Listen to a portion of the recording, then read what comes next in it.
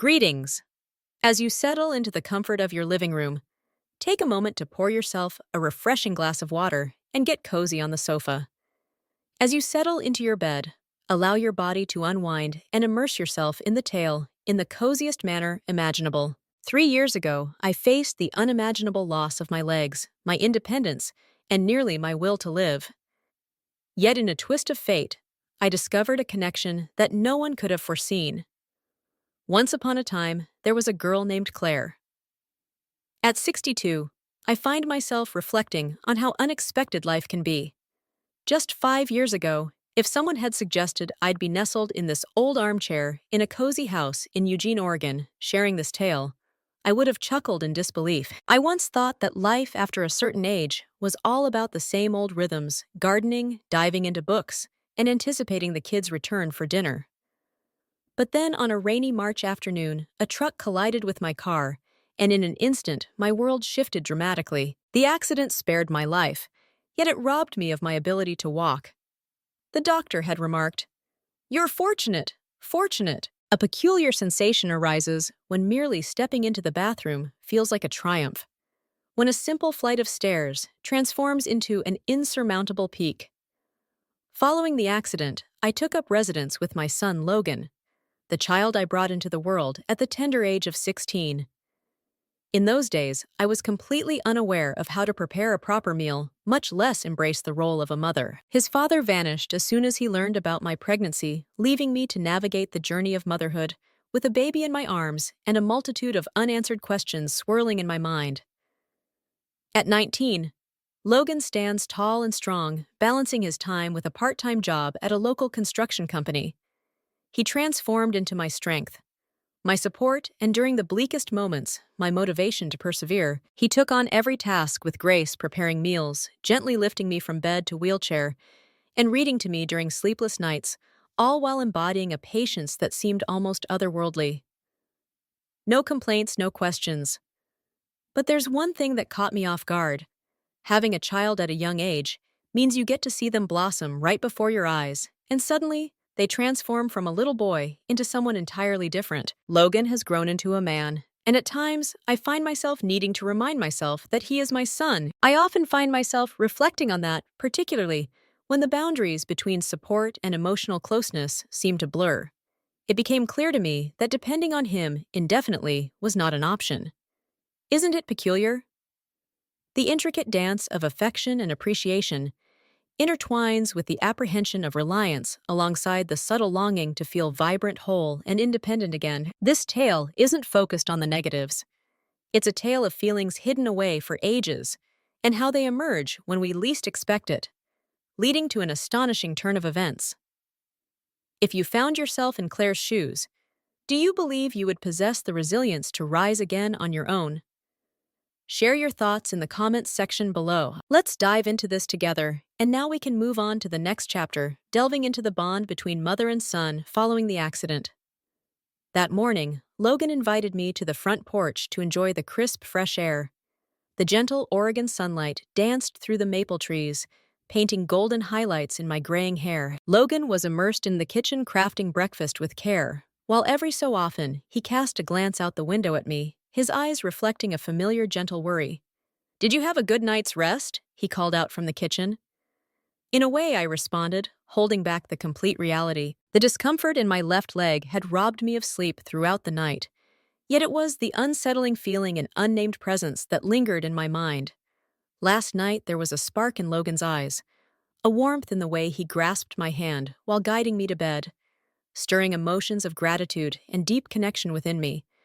I can still picture that hand rugged and worn, yet tender and caring. It had been ages since a gentle touch had melted my defenses, not from hurt, but from the warmth of being acknowledged, of experiencing genuine care in its purest form.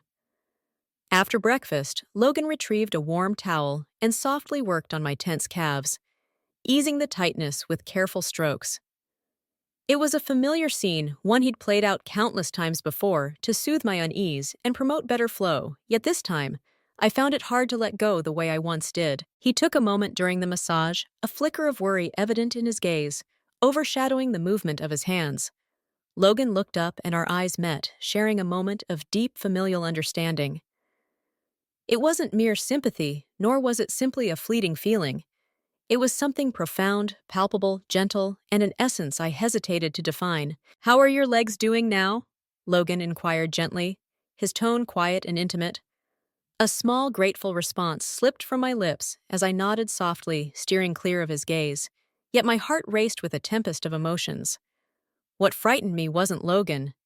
He's the most wonderful son I could have ever hoped for. What frightened me was the reflection of my own self. This sensation blossoming softly within a sense of vulnerability, reliance, and the deep yearning to be seen and respected as an individual beyond just the role of a mother. That afternoon, Logan pushed my wheelchair to the quaint little park nestled behind the house. A gentle breeze caressed my cheeks, sending a delightful shiver racing down my spine. Logan draped a delicate scarf over my shoulders. He gently adjusted the scarf around my shoulders. I flinched not from any unease, but because my skin still held onto the memory of his warmth. Logan's voice was soft, almost a whisper, as he gazed out at the trees. "I see you carry your pain," he murmured, more to himself than anyone else. "But if you ever find yourself weary, if you feel like everything is unraveling, just know that I'm here for you. I've reached a point where you don't need to shoulder all the burdens by yourself." I glanced at him, his features rugged, his gaze carrying a weight beyond his age. And in that moment, I recognized a truth I had yet to confront.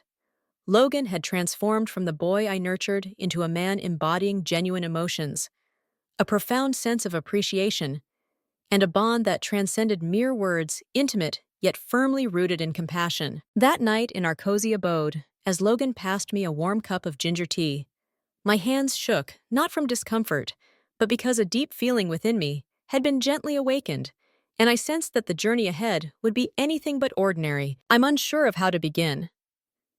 In the quiet moments, I find myself reflecting on the gratitude I feel for having Logan by my side each day, juxtaposed with the inner turmoil that stirs within me, making it difficult to face my own reflection in the morning. How often have I whispered to myself, "Claire, you are a mother, you are an adult. You have weathered storms far more intense than this." Yet those affirmations resonate like whispers in an empty space, failing to mask the truth. I desperately try to evade. There's a heaviness in my heart regarding Logan, a weight of self-reproach for allowing my spirit to be touched by that compassionate look, by that calm yet tender touch, by the comforting presence I've missed for so long in my marriage. A presence that is accepting, patient, and deeply attentive, yet serene, unwavering, and kind. I've kept it to myself, never sharing with anyone, not even the therapist. The deep sense of loneliness that followed the accident. I am a strong mother, a resilient woman, and everyone believes it. Yet in the stillness of sleepless nights, when Logan has settled into his room and the world outside has quieted, I find myself lying there motionless, with legs that feel heavy. I listen to each heartbeat like a ticking clock marking the passage of empty days. Many years have passed since my husband Logan's father walked away, yet the echo of that moment continues to resonate within me. It has always seemed as though choices were beyond my grasp. I continue my journey, nurturing the children, fulfilling my work commitments, and bravely facing every challenge that comes my way, as if I possess an unyielding strength. The accident 3 years ago marked a significant moment, a pause that separated two distinct chapters of my life. One chapter was filled with the belief in self-sufficiency, while the other reveals a new reality, where I find myself depending on the support of others, including my own son. Every moment I share with Logan is a cherished memory, when he gently rouses me from a brief slumber, when he assists me in rising from the chair, and when he leads me to the porch to breathe in the fresh scent of grass after a rain. I feel a deep sense of gratitude. I wish to think that it all stems from the warmth of family affection, yet there are moments when the subtle acts, the soft brush of a hand while fixing the blanket, the quiet look as I immerse myself in a book, leave me in a state of confusion. It's not that Logan has erred, rather my heart feels fragile, easily moved by sincere tenderness. Especially after such a long absence of that feeling, I often ponder what life would have been like had I never faced injury. Would I still feel this sense of imbalance if I had remained in good health? Could these unusual feelings stem from a sense of reliance, whether it be physical or mental. I find myself grappling with feelings of self-doubt, and the harder I push them aside, the more they seem to linger, much like the relentless ache in my knee that refuses to subside, or the enduring scar from surgery that no remedy can diminish. I remain Claire, yet I find myself uncertain of how Logan perceives me, whether as a feeble mother or a delicate woman. As the night unfolded, I noticed Logan gently positioning the extra pillow behind me before he stepped out of the room. I lingered on the sight of his silhouette, slowly fading away beyond the door. The silence enveloped the room, and in that shadowy stillness, I found myself pondering for the first time, is there anyone left who truly recognizes me for who I am, apart from Logan?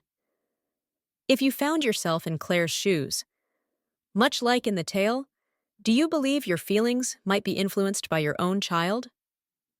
Share your thoughts in the comments below. I'd love to hear what you have to say and spark a conversation together. Now let's delve into part 4. Exploring Logan's personal battles with life and his sense of self. Logan was a man of few words, yet he had an uncanny ability to perceive every subtle change within me, even those unspoken feelings that lingered in the air. That morning, while he prepared breakfast, I noticed him gazing out the window, silent and deep in contemplation. His hands moved with a purpose, slicing the bread. Yet the familiar spark in his expression had faded. I took the initiative to be the first to share my thoughts. Are you not going to rest a bit longer? It appears you've been feeling a bit worn out recently. He placed the knife aside, cleaned his hands with a towel, and faced me. Have you ever thought about how things might have unfolded differently if that incident had never occurred? His questions froze me in my tracks. I had pondered that countless times in quiet reflection, yet I never envisioned that Logan bore the same weight. In what ways does it vary? I inquired gently. Logan inhaled deeply and settled into the seat opposite me. Your life would have been more liberated, and I might have ventured off to school, found a job, and perhaps even met someone special. Each day wouldn't bring me such concern if you were hurting or had stumbled. I began to voice my disagreement, but he raised a hand to silence me, and please understand, I'm not voicing any grievances. It's just that there are moments when I feel a bit lost in my own identity. Could it be that I am your son who looks after you? The individual you turn to without fail each day? I'm uncertain. His voice carried a weariness, not a trace of bitterness, the type of exhaustion that arises from maturing ahead of time. As he spoke, his gaze wandered, recalling how in my youth you stood as the mightiest figure in my life. You juggled 2 jobs, always with a smile. Then the accident occurred, and even in that moment, you persevered, as if nothing could shatter your spirit. But since then, I've begun to notice that there are times when you too experience silence and vulnerability. I remained silent. Each word he uttered revealed the hidden chapters of my life that I had meticulously kept under wraps. He confessed that he was uncertain whether to move in closer or retreat. I'm afraid that if I draw nearer, I'll realize that you're not just my mother anymore. You're a woman with your own story. A person who yearns for something, though the words remain unspoken. In that moment, I witnessed the glimmer of emotion in Logan's eyes as they brimmed with tears. I extended my hand and softly brushed the back of his palm. There's no need for you to bear all of this, Logan. I hope you hold on to your youth and all its wonders even in my presence. He held my hand firmly. Yet you are my everything, the one I long to shield. In that moment, I understood that this was more than just my battle with affection and limits. Logan found himself in a maze caught between the expectations of being a son and emotions he struggled to articulate. We lingered in silence for what felt like an eternity, yet I was certain of one thing. From this moment forward, these emotions would demand to be acknowledged. I believed that maintaining distance and suppressing feelings would eventually restore balance, yet life unfolds in ways that defy our logic. An unexpected occurrence, much like a sudden downpour on a bright afternoon, compelled me to face all that I had been sidestepping. That morning, as Logan set off to gather groceries like he always did, I attempted to make my way from the bed to the living room on my own. There's nothing out of the ordinary. Even now, I find myself doing that when I'm feeling good. But today, for some inexplicable reason, a tiny misstep led to my slipping and falling, The thud of my body against the frigid wooden floor sent a wave of disorientation through me. My breath became rapid. A piercing ache coursed through my lower back and into my legs, a stark reminder of a body that was slowly reaching its limits. I lay there, vulnerable, tears flowing not from bodily agony, but from the deep-seated pain that had been held back for so long. As Logan walked back in the moment he crossed the threshold, his gaze shot to me on the floor, and a look of sheer panic washed over his face. In silence, he lowered himself next to me, barely managing to raise me, his gaze brimming with trepidation. "Mom, can you tell me why it hurts? Why did this happen, Mom?" His voice quivered with emotion. In silence, tears flowed instead of words. Logan's hug at that moment was tight, as if he was afraid of losing me right then and there. For the first time in many years, I let myself fall into that embrace, surrendering to the warmth and comfort it offered, no longer resisting. On that particular night, Logan found himself unable to drift off into slumber. He lingered in the living room, gazing into the shadows that stretched beyond the window. I reached out, yet there was no response from him. As I drew nearer and settled beside him, he finally broke the silence, his voice a mere murmur, as though he were sharing his thoughts with the air around us. "Mom, this can't be my story for eternity. I glance your way, not due to Mom's influence, but because I feel like a stranger to myself. Fear grips my heart, preventing me from opening up to love, from allowing my dreams to take flight, from venturing beyond the familiar. The thought of leaving fills me with dread as I worry that my absence would be too much for my mom to bear. Though no one has compelled me to carry this burden, I find myself unable to release it. Words escaped me. Your words echo my deepest fears that my presence is causing Logan to forfeit his youth and jeopardize his entire future. I gently rested my hand on his shoulder. "Logan, I realize now that I've been focused on my own needs for too long, depending on you rather than exploring new possibilities for us both." He faced her, his eyes glistening with unshed tears. "Mom, please, that's not how it happened. Without you, Mom, I wouldn't have become the person I am now." I held your hand tightly. "Embrace the journey of your years, Logan. It's important for you to create some space from your mother, not because you don't rely on me, but because I wish for you to embrace a life free from any regrets."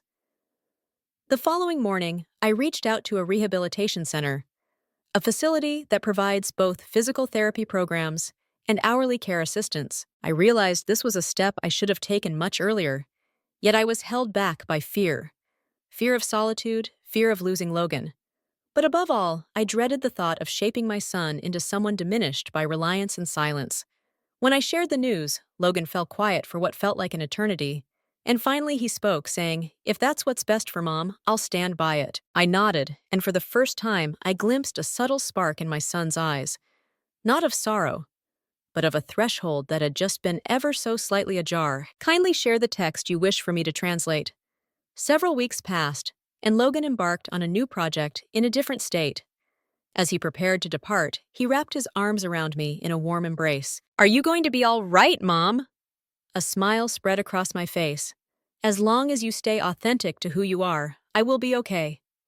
As the door clicked shut behind Logan, I held back my tears. In the solitude of the room, I found myself captivated by the way the sunlight danced through the window, a gentle reminder that I had just embarked on a journey away from my own shadows. Once I believed that love was a rigid narrative where two strangers meet, choose one another, and journey through life side by side, growing old together. Yet as time passed and I encountered various experiences, I came to understand that there exist different forms of affection, deeper and more intricate, so significant that they transcend boundaries to achieve a sense of timelessness. The connection we share, shaped by challenges, blossomed into something truly special, grounded in mutual respect. Following the accident, during the days he devoted himself to my care with unwavering love, I sensed that emotion evolve not into something negative, but into a bond that surpasses conventional understanding. A connection that wraps around you, comforting yet stifling. There were moments when I found myself lost in thought. There were times of vulnerability. In that instant, his gaze surprised me, not due to any disrespect, but because it echoed fragments of my own being that I had long overlooked, genuinely recognized. However, as we had approached that boundary, we took a moment to pause and reflect, not from a place of fear, but from a deep awareness that some actions once taken a step further lead to irreversible consequences. We certainly experienced a time filled with deep emotions that challenged the very foundation of our connection. Yet it was in that confusion that we discovered a valuable insight. When love is not nurtured within the proper confines, it ceases to be love. It will transform into a weight, a scar. Thus, I decided to allow that love to conclude at its most exquisite moment, where Logan could still refer to me as Mom without hesitation, where I could see him depart without any sense of remorse. There are no villains in this tale.